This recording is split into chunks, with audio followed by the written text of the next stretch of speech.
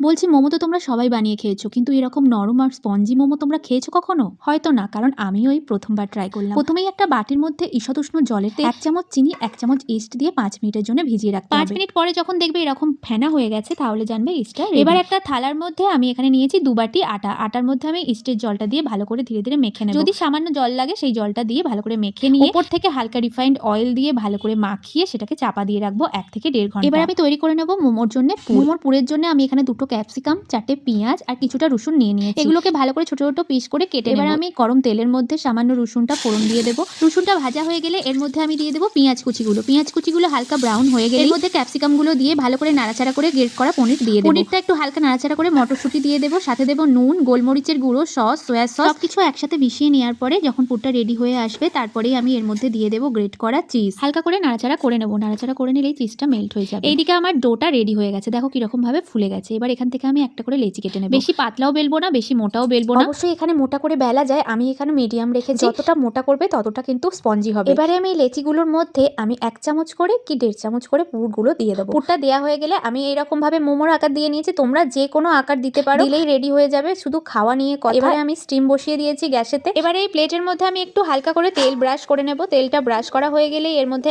এক এক করে মোমোগুলো দিয়ে দেবো। 5 থেকে 10 মিনিট, এর বেশি লাগবেই না, তার মধ্যেই রেডি হয়ে যাবে আজকের এই স্পঞ্জি পাউরুটি মোমো। তোমরা কিন্তু অবশ্যই বাড়িতে ট্রাই করতে পারো। শেষে ভালো থেকো তোমরা সবাই এবং সুস্থ থেকো।